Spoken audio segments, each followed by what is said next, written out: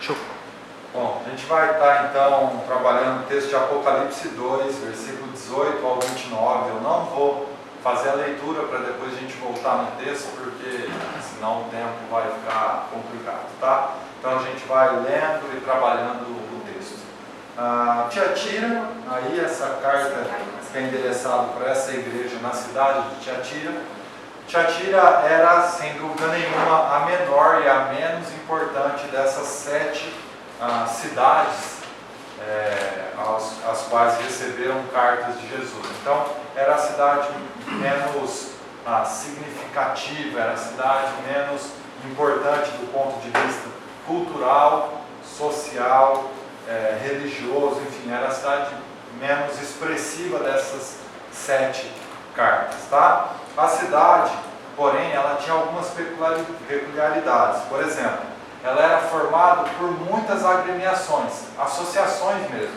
E, portanto, de alguma maneira, as pessoas sempre estavam conectadas em grupos. No trabalho, as indústrias formavam associações ou sindicatos ou agremiações, de modo que conseguiam materiais com menor custo, conseguiam fazer o processo de exportar essa mercadoria, de mandar para outros lugares, enfim.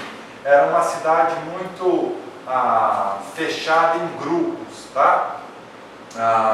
O que fazia com que, por exemplo, os cristãos envolvidos nesse grupo, por exemplo, de trabalho, de uma indústria, alguma coisa, tivesse que fatalmente se envolver, participar, por exemplo, de banquetes, festas mesmo dessas agremiações que envolviam naturalmente, como era a cultura muito voltada à religiosidade, mas à vasta religiosidade, né? A uma religiosidade de muitos deuses e que não eram conflitantes um com o outro.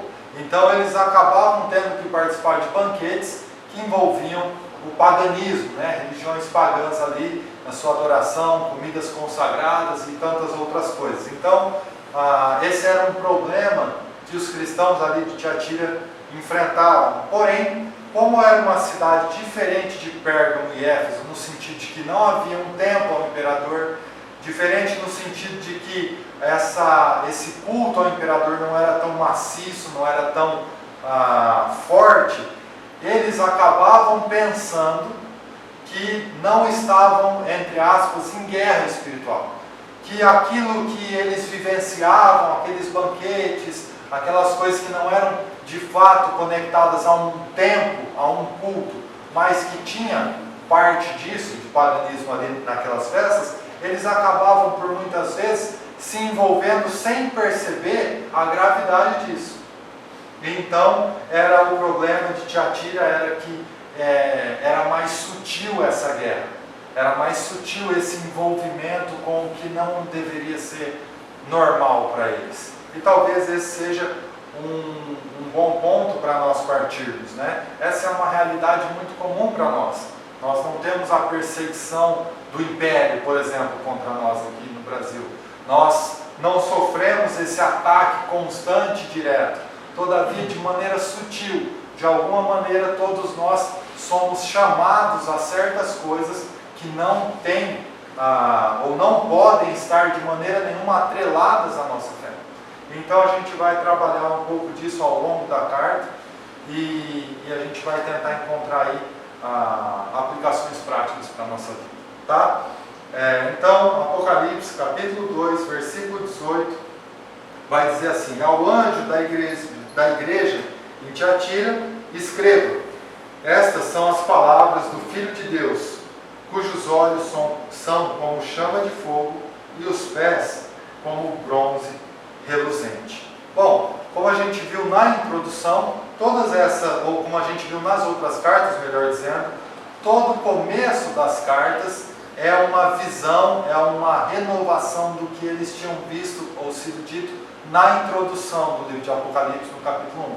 Portanto, essa visão esse que se apresenta aqui, Jesus como sendo aquele que tem olhos como chama de fogo e pés como bronze reluzente, era também o que João tinha descrito quando viu Jesus no capítulo 1. Então, como a gente já falou na introdução, os olhos como chama de fogo tem a ver com a capacidade de julgamento, um julgamento minucioso e com retidão, um julgamento perfeito. Ele é aquele que é capaz de esquadrinhar o coração do homem, né? É assim que ele está se apresentando a essa igreja. E pés de bronze remete a juízo. Bronze nas escrituras, via de regra, fala de juízo. Por isso que os sacrifícios eram feitos em locais de bronze no Velho Testamento, né? Por quê? Porque estava sendo sacrificado em lugar de outro, estava sendo executado juízo sobre aquele animal em seu favor e coisas desse tipo. Portanto, pés de bronze remete ao fato de que Jesus é aquele que é capaz de julgar e de realizar, executar a pena devida, tá?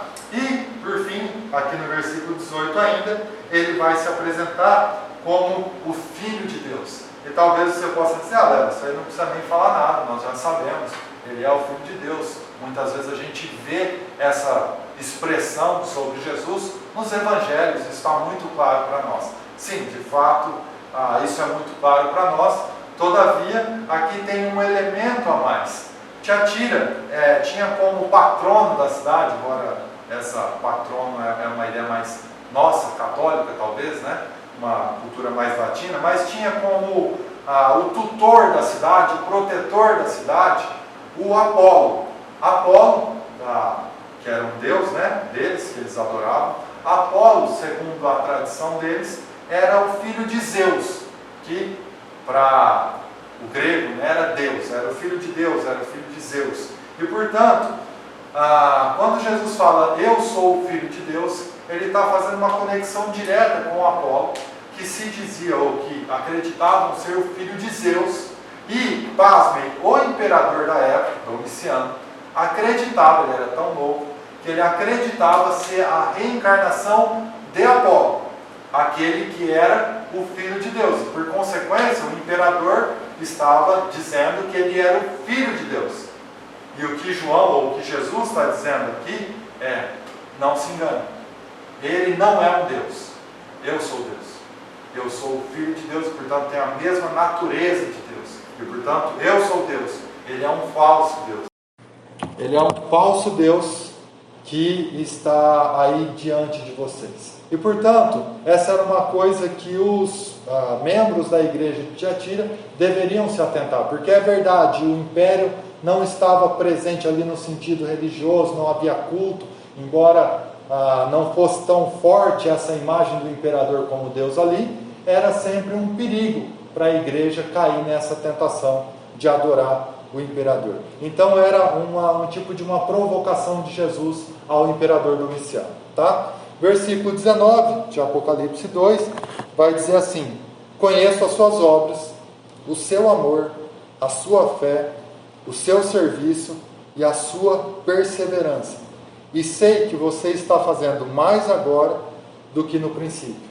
Diferentemente de uma igreja que a gente já trabalhou, que tinha deixado o primeiro amor, essa igreja estava progredindo em amor, estava progredindo em fé, estava progredindo em perseverança, em dedicação. Portanto, era uma igreja que de fora, quem olhava, ou as outras igrejas olhavam para ela e falavam, cara, essa é o modelo de igreja que a gente quer ser, essa é a igreja que a gente deseja chegar ao nível dela, é uma igreja que está progredindo, que está avançando, né? Todavia, essa é uma avaliação dela feita por Jesus, só que ela ainda é muito exterior.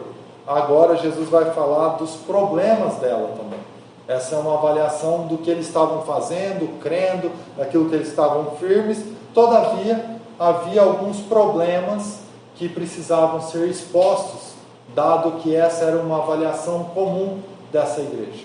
E é basicamente a imagem, talvez, de uma pessoa que você olha e diz, cara, esse cara está bem de saúde, está andando, está correndo, está brincando, está conversando, está tudo, está normal, ele está pleno de saúde. Todavia, ele não sabe, você não sabe, que tem um câncer sobre ele, que tem alguma enfermidade lá, escondidinha, que ainda não foi descoberta. E se ela não é descoberta logo, se o médico não faz um exame de rotina e por algum motivo acha algo estranho e então vai investigar, essa pessoa, quando descobrir essa doença, quando debilitar, já está com um câncer avançado e não há mais o que fazer. Nós vamos ter essa figura, essa imagem aqui muito clara nessa carta de Tiatira. Nós vamos ter um certo grupo de pessoas que o câncer já tinha tomado o coração deles. Não havia mais o que ser feito. Todavia, nós tínhamos um outro grupo de pessoas dentro dessa igreja que o câncer não tinha tomado seu corpo. Estava lá, mas ainda não tinha se espalhado por todo o corpo. Então, era possível que eles se arrependessem e, portanto, fossem curados, por assim dizer. Tá? Versículo 20 vai dizer o seguinte: no entanto, contra você tenho isto, que você tolera Jezabel, aquela mulher que se diz profetiza. Com os seus ensinos, ela induz os meus servos à imoralidade sexual e a comerem alimentos sacrificados aos ídolos. Bom, nas outras cartas até aqui, a gente viu as igrejas sofrendo desse assédio quanto à idolatria e à imoralidade sexual, mas via de regra, ele era um assédio que ainda estava controlado. Nessa igreja, ele já tinha entrado para dentro, ele já estava lá dentro da igreja, tá?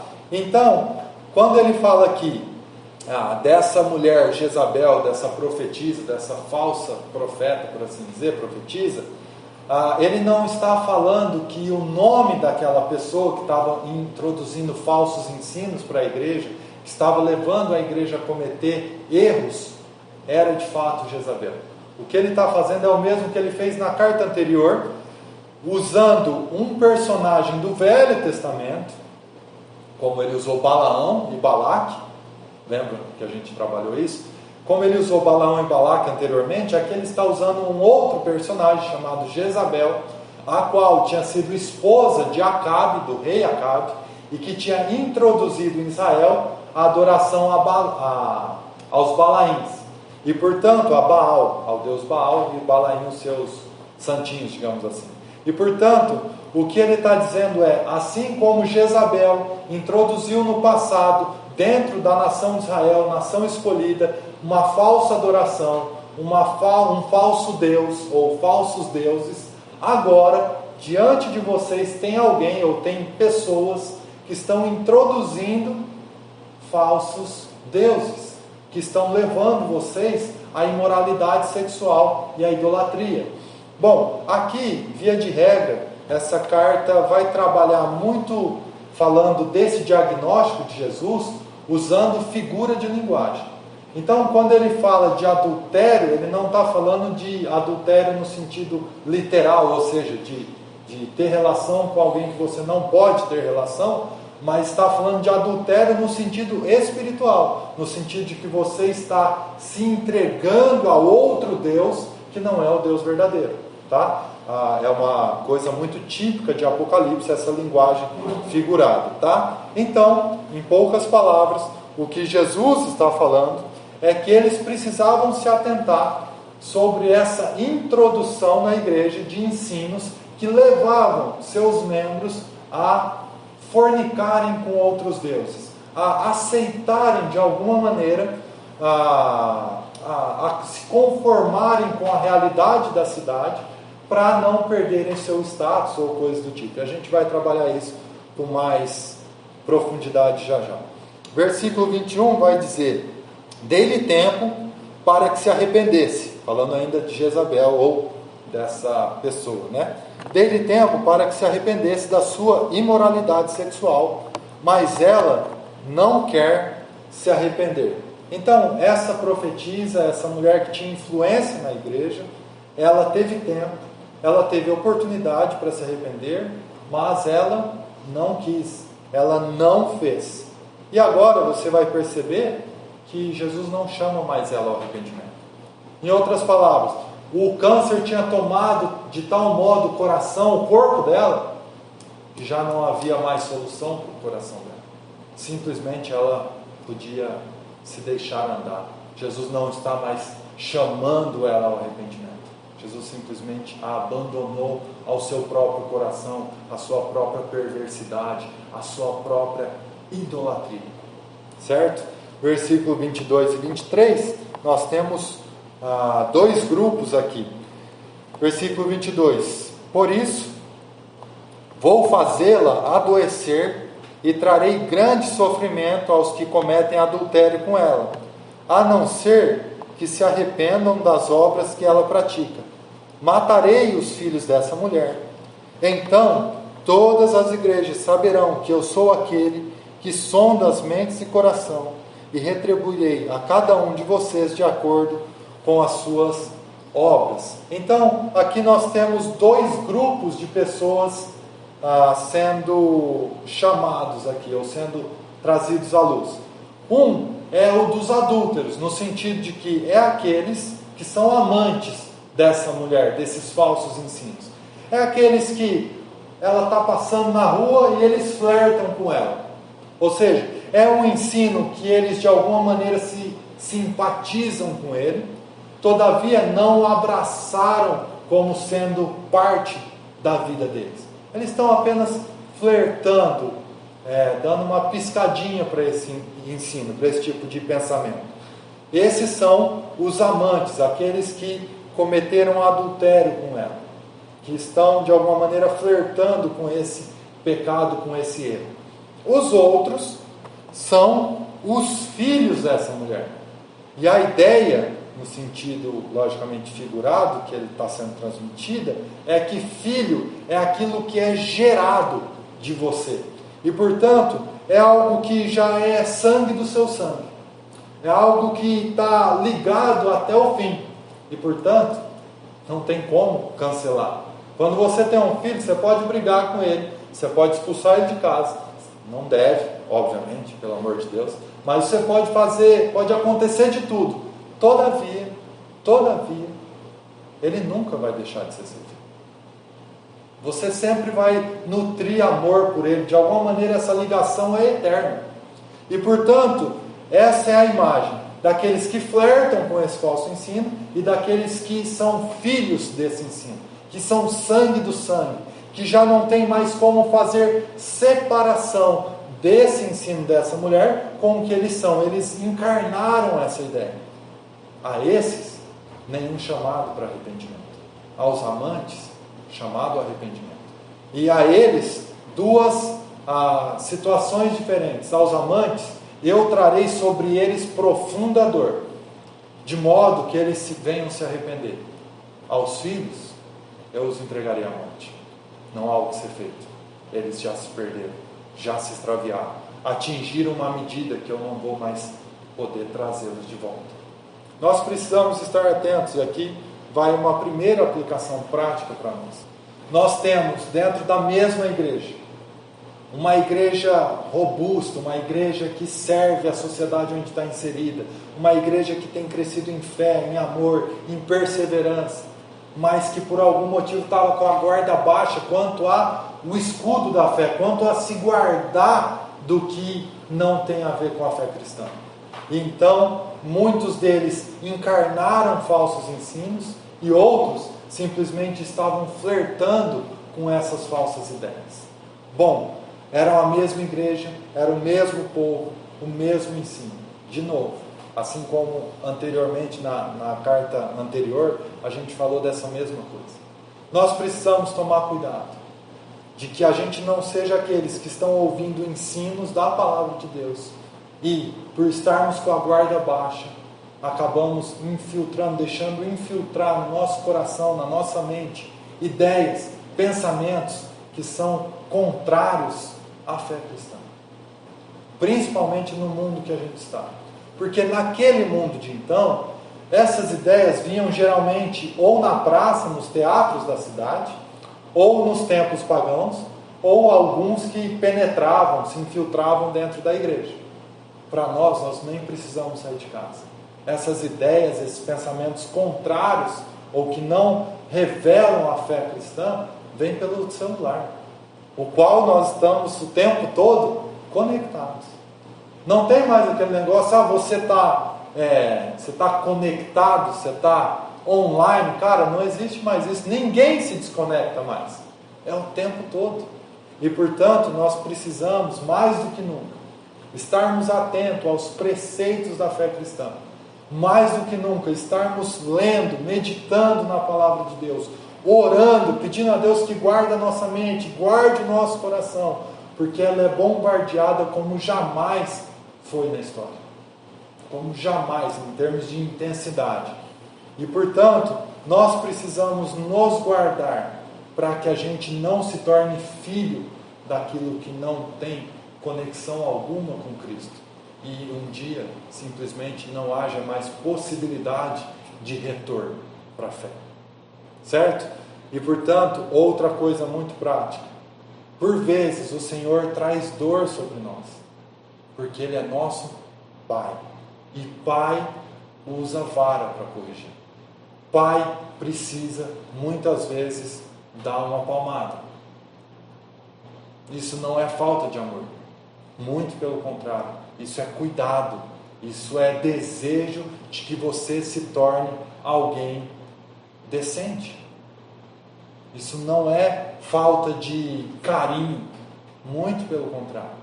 Falta de carinho é deixar uma criança ao seu próprio coração, largar da sua própria mente, seguindo o seu próprio caminho. Esse não é o papel de um pai. E, portanto, nós precisamos estar prontos a aceitar a correção de Deus, a aceitar que muitas vezes Ele precisa infligir dor, infligir um tapa na nossa bunda, de modo que a gente venha chorar, se doer, mas que isso gere reflexão em nós e agora a gente corrija os passos errados que estávamos dando. Versículo 24, senão vai ficar muito tempo aqui. Versículo 24 vai dizer assim: aos demais que estão em Tiatira, a vocês que não seguem a doutrina dela e não a aprenderam, como eles dizem, os profundos segredos de Satanás, digo, não porei outra carga sobre vocês. Bom, a expressão aí que ele fala, que Jesus fala, profundos segredos de Satanás, na verdade é uma provocação, pois o ensino que estava sendo introduzido era parte da doutrina daquilo que a gente chamaria de nicolaítas e parte da doutrina gnóstica, que ainda estava na sua forma embrionária, mas que a gente já tratou isso quando a gente estudou Colossenses, que a gente já tratou isso quando estudamos Efésios. Ainda estava na forma embrionária e ela ia se tornar de fato uma religião, um pensamento mais sólido no segundo século. Nós estamos aqui no fim do primeiro século nessa carta, né? Mas basicamente o pecado dessa igreja ou desse grupo que ainda, ou melhor, a tentação desse grupo que ainda não se vendeu a esses falsos ensinos era que eles estavam sendo chamados a fazer uma dicotomia entre o que é sua fé, sua crença e o que é a sua prática. Ou seja, eles estavam sendo chamados a fazer uma dicotomia entre aquilo que eu sou no culto. Eu venho, eu adoro a Deus, eu acredito em Jesus, Ele é meu Senhor, aleluia, levanta a mãozinha, chora no culto, faz tudo isso. Todavia, quando eu saio do culto, saio da porta da igreja, aí no meu trabalho, não, calma, eu não preciso ser tão radical.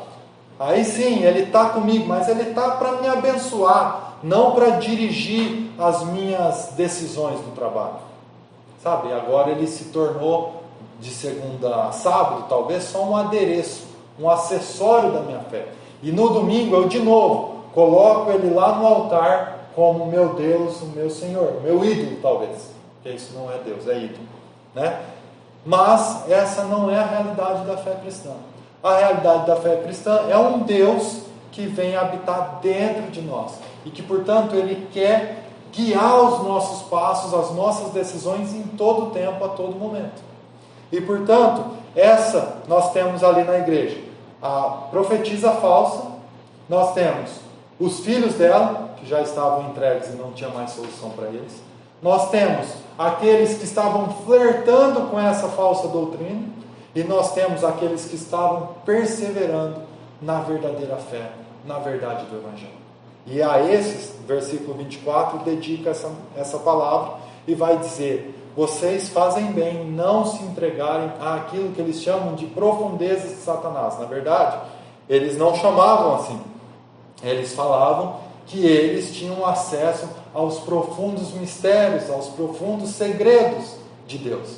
E que isso não era para todos, era para a liderança, para aqueles que eram líderes desse pensamento. Mas, como eles são muito bonzinhos, eles estavam dando oportunidade para alguns também acessarem alguns desses segredos. Não todos, porque isso faz você perder o poder sobre eles, né? Então, não todos os segredos, mas alguns nós estamos aqui ensinando vocês a acessar. E o que Jesus está falando é: esses são profundezas do segredo de Satanás, e não de fato minhas. E portanto, esse é um ponto importante para nós na fé cristã. Na fé cristã, nós temos funções diferentes dentro do corpo, a igreja. Mas nós não temos um papa.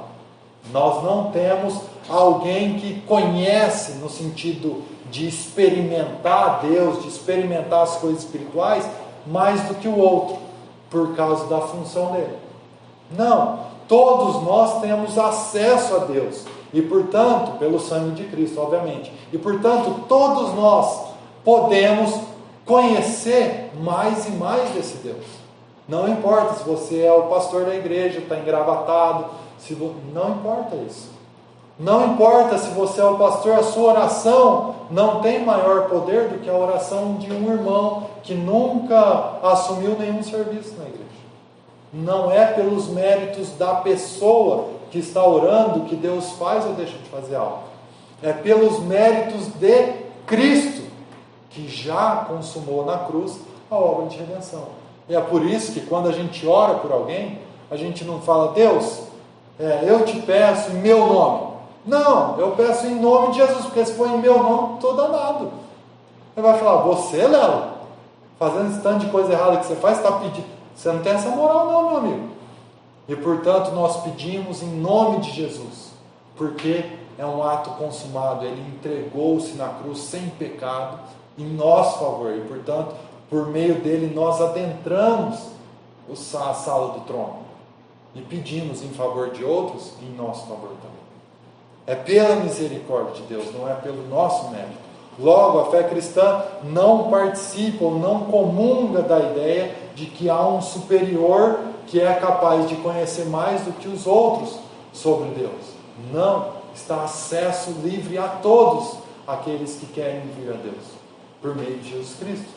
Então, nós não temos essa hierarquia e esse poder sobre os outros. Isso é ridículo e não deveria existir nas igrejas que se dizem cristãs.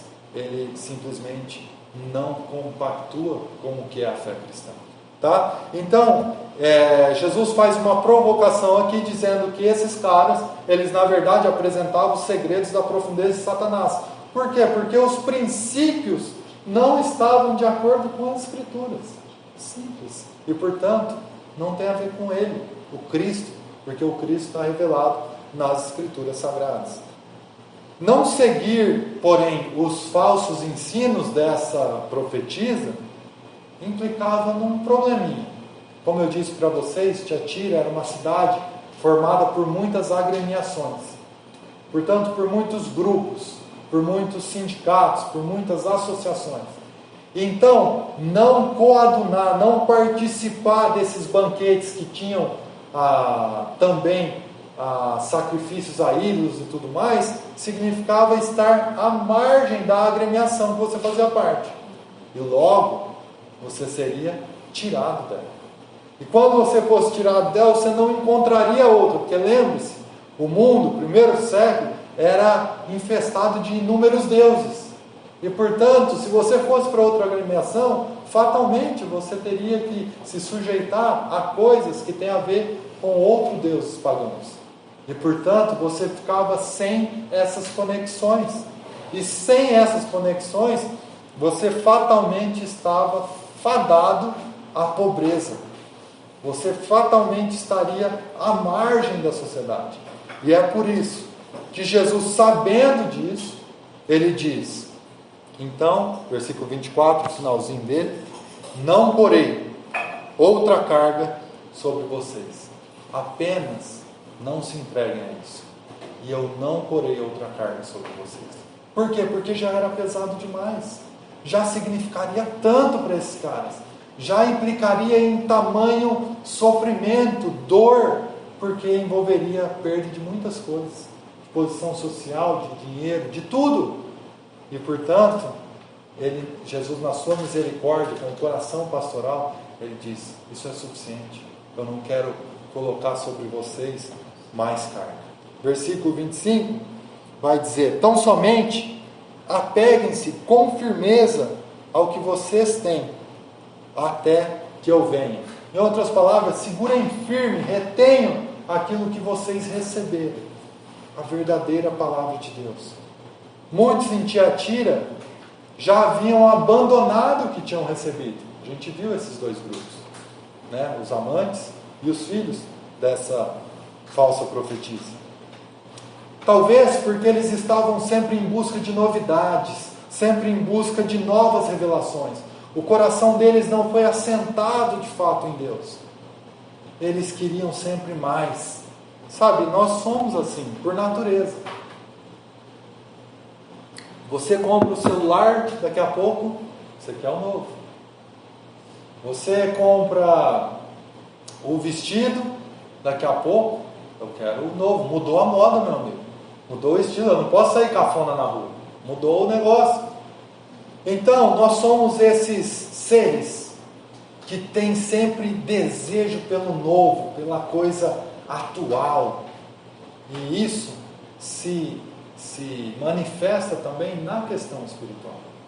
Nós somos, por natureza, tendentes. Nós temos a tendência natural a querer sempre algo novo, sentir um novo arrepio, uma nova emoção.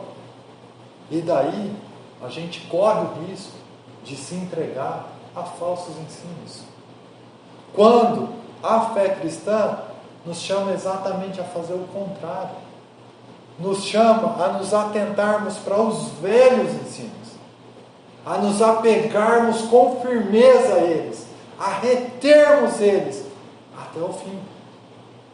De modo que, você deve ter percebido já, há pessoas que começam a frequentar a igreja, e elas estão animadas, elas estão sempre sorridentes, elas estão empolgadas com o que está sendo ensinado, mas passam uns anos, 1, 2, 3 anos, ela começa a notar que muitas coisas vão se repetir. Que quando você lê a carta de Efésios, ela tem muita similaridade com Colossenses, por exemplo. Que aquilo que a gente está falando dessas igrejas tem muita similaridade com Corinto, com Coríntios, com a carta aos Coríntios. E assim, ele talvez comece a se, falar, cara, é muito do mesmo. Mas deixa eu lembrar vocês de duas coisas. A primeira é que nós somos chamados a reter aquilo que nós recebemos. E, portanto, a meditarmos constantemente na palavra de Deus e a nos apegarmos a essa doutrina, que é chamada nas Escrituras de doutrina dos apóstolos. Você pode ver depois na sua casa, Atos 2,42, fala que eles perseveravam na doutrina dos apóstolos. 1 Timóteo 6,3, carta de Paulo para um jovem pastor, dizendo, olha, retenha a palavra da fé. Depois, Tito 1, versículo 7 ao 9. E, portanto, no sentido teológico, no sentido escritural, nós somos chamados a retermos isso, a não inventarmos. Mas, no sentido histórico, nós precisamos lembrar que a fé cristã é uma fé prática. Ela começa ali em Jesus, né, caminhando com os seus discípulos, e ele não falou assim, Mateus, você quer me seguir? É o seguinte, você tem que ser batizado quando completar 12 anos, você tem que ser batizado no Jordão, água corrente, viu, Mateus? Não pode ser água parada.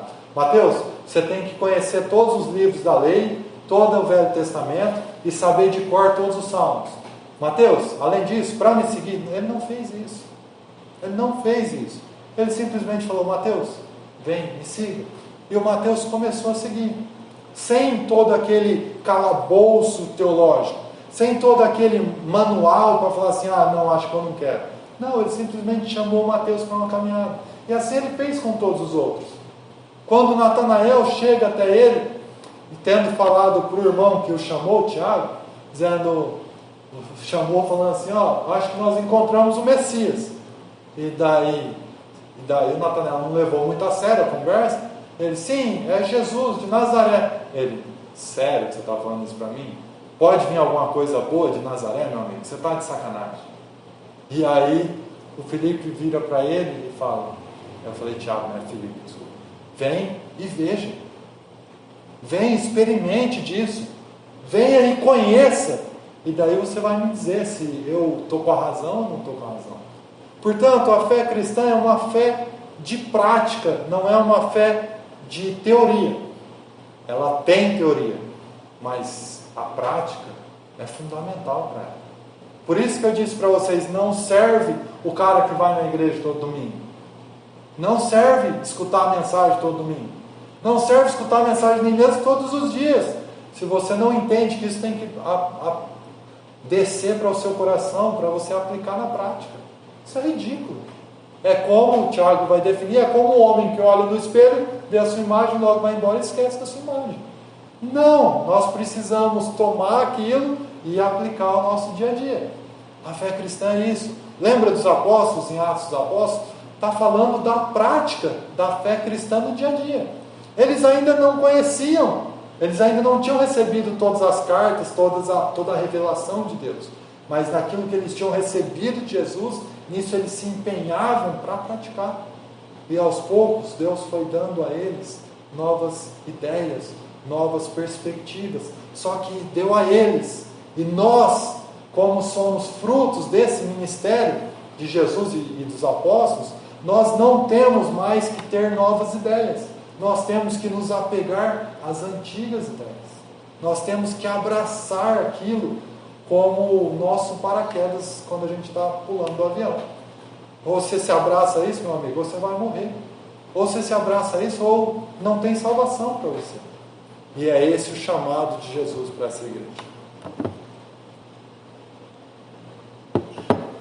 E aí, isso fica mais claro aqui, no versículo 26, a parte A, ele vai dizer assim: aquele que vencer e fizer a minha vontade até o fim. Em outras palavras, vocês precisam reter aquilo que é a minha verdade, mas vocês precisam aplicar ela, porque ele vai dizer, aquele que fizer a minha vontade. Logo, não é suficiente conhecer a palavra de Deus, é necessário aplicá-la na sua vida cotidiana. Versículo 26, a parte B, e o 27, vai dizer: eu darei, aquele que reter, aquele que fizer a minha vontade até o fim, eu darei autoridade sobre as nações. E aí ele pega uma citação do Velho Testamento, dizendo, se referindo ao Messias, ele as governará com cetro de ferro e as despedaçará como um vaso de barro. Ele está falando sobre esse reino messiânico, esse reino com autoridade, mas não deve ser entendido esse texto de maneira literal, porque senão você vai imaginar na sua mente um ditador, dizendo, ou você faz isso ou você vai preso, você vai levar uma porrada. Não, a ideia é figurada. A ideia aqui tem um misto de hipérbole com figura de linguagem. O que ele está dizendo é que o Senhor Jesus, ele tomará, ele aniquilará todo o mal. Ele tirará de cena todo o império das trevas. Ele reinará absoluto nesse mundo. Ele não mais dividirá, como ele faz hoje, esse período de tensão entre aquilo que nós devemos fazer porque nós conhecemos a Cristo e aquilo que a cultura, a sociedade impõe que a gente faça, que é contrário a esse Jesus, aos ensinos de Jesus. Não, um dia isso que é contrário será aniquilado, será tirado de lado, e nós teremos plenamente esse reino de Cristo acontecendo e nós experimentaremos dele, tá? Aqui, logicamente, em Apocalipse, a ideia desse império das trevas está totalmente conectado ao Império Romano, mas ele se traduz ao longo do tempo de várias formas. Hoje nós não temos mais a influência do Império Romano, mas nós temos certamente tantas outras influências que têm total conexão com as tentações comuns dos cristãos no primeiro século. E por isso essas cartas são muito práticas para nós no dia de hoje. Versículo 28. Eu lhe darei a mesma autoridade que recebi de meu Pai. Também lhe darei a estrela da manhã. Em outras palavras, vocês vão reinar comigo, e reinar no sentido, vocês vão viver plenamente aquilo que é meu, se vocês retiverem isso até o fim, se vocês se aplicarem às minhas palavras. E mais do que isso, vocês assim o fazendo, vocês vão receber a estrela da manhã. E há muitas ideias que eu poderia transmitir sobre essa promessa da estrela da manhã, mas eu vou tentar ser o mais simples possível na ideia. A ideia da estrela da manhã é o sol brilhando ao meio-dia. É aquele momento mais estrondoso do sol, de modo que a luz quase faz mal aos seus olhos. É aquele sol que não permite haver trevas. É aquele sol que dissipa toda a escuridão. O que Jesus está falando é que se nós perseverarmos nos ensinos dele, naquilo que ele fala, nós receberemos da estrela da manhã. O João vai falar no fim do livro de Apocalipse que Jesus é a estrela da manhã. Porque de fato, isso já foi revelado nos evangelhos, ele é a verdadeira luz. Ele é a luz que ilumina a todos os homens. E portanto, nós teremos o privilégio de viver na sua plena luz. Hoje nós não vivemos assim. Hoje há muita escuridão em mim. Há muitas fumaça e treva dentro do meu coração. Há muitos quartos escuros que eu preciso que a luz de Cristo entre como o sol do meio-dia. Há muitas janelas que eu preciso abrir para que esse sol entre e eu seja curado, e eu seja transformado, eu seja perdoado, e eu me arrependa, e de modo que essa luz venha tomar conta, venha ganhar proporção dentro desse quarto escuro. Mas um dia, se a gente retiver com esperança, com expectativa, essa palavra de Jesus, nós viveremos na plena luz. Eu não sei se você consegue fazer uma regressão, recordar algumas coisas que você viveu, mas há alguns pecados que eu experimentei, que lutei contra eles por muitos anos, e que hoje eles já não estão me vencendo, e eu só posso olhar com extrema gratidão a Deus pela sua misericórdia, pela sua paciência, porque Ele transformou essa escuridão em luz hoje. Hoje há alguns pecados que eu cometia, que hoje eu posso, quando ouço alguém dizendo, Lela, eu estou incorrendo nesse pecado, eu posso abraçar ele e dizer, eu sei o que é isso, cara. Eu quero sofrer com você porque eu vivenciei isso também. Mas eu quero te encorajar que o Senhor é aquele que faz brilhar a sua luz no meio das nossas escuridões. Ele é capaz de fazer isso. Ele é poderoso para fazer isso. E então eu posso aconselhar essa pessoa, posso encorajar ela a tomar certas atitudes. E assim, quem sabe, ela terá o privilégio de ver a luz brilhando dentro do seu coração, dentro daquela área que estava em trevas. Assim é o Evangelho. Ele vai curando o nosso coração, ele vai tirando o império das trevas de nós, ele vai nos libertando, tirando as cadeias do nosso coração. Quantas cadeias o Evangelho me livrou de estar amarrado, quantas liberdades eu entendia que não era para mim vivenciar, e hoje eu olho para trás e vejo elas como liberdade de fato, porque eu não experimentei aquelas coisas.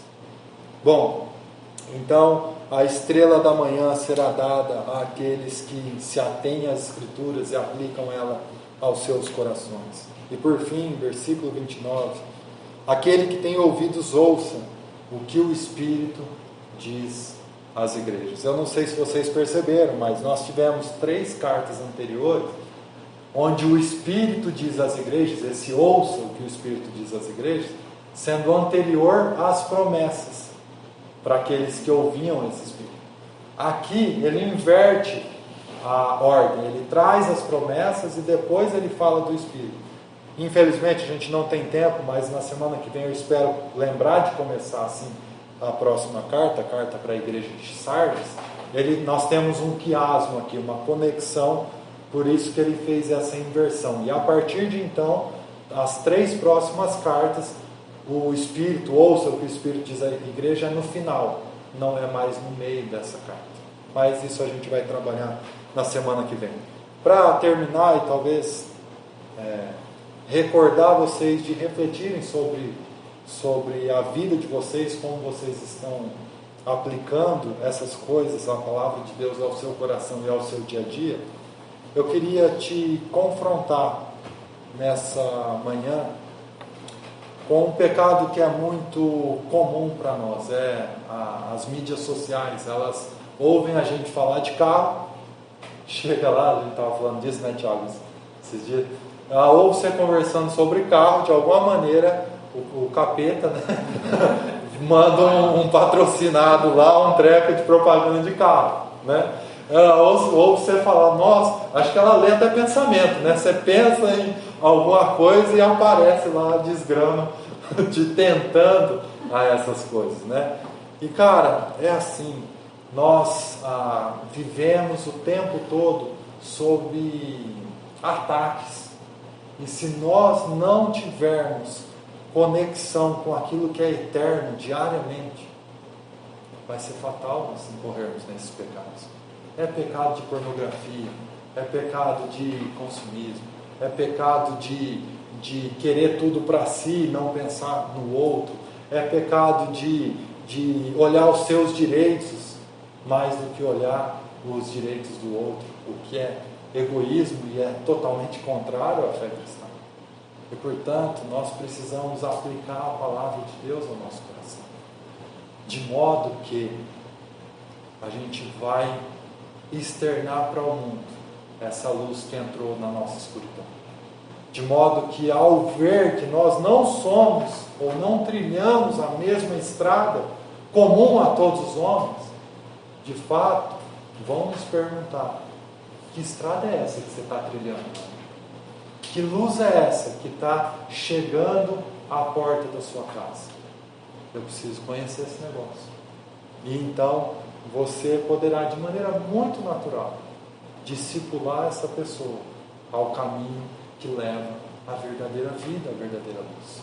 Mas se você não estiver dando oportunidade para o Espírito Santo entrar com essa luz, transformar a sua vida, transformar o seu pensamento, transformar as suas escuridões, desculpa, sua vida vai ser infrutífera, vai ser uma vida triste, sem noção, vai ser uma vida de alguém que não tem esperança, que come e bebe amanhã vai morrer, não tem sentido para além disso. Portanto, eu quero encorajá-los, mais do que exortá-los, eu quero encorajá-los a entender que a fé cristã é uma fé de contato com o Eterno, e que ao ter contato com o Eterno, ele vai livrando dia após dia o nosso coração de amarras que o mundo, a cultura, a sociedade que a gente está inserido vai colocando sobre nós, de modo que cada vez mais livres, cada vez nós vamos expressar mais o amor de Cristo. Mas sempre e sempre nós teremos espaço para pecado. Sempre e sempre nós vamos incorrer em determinados erros.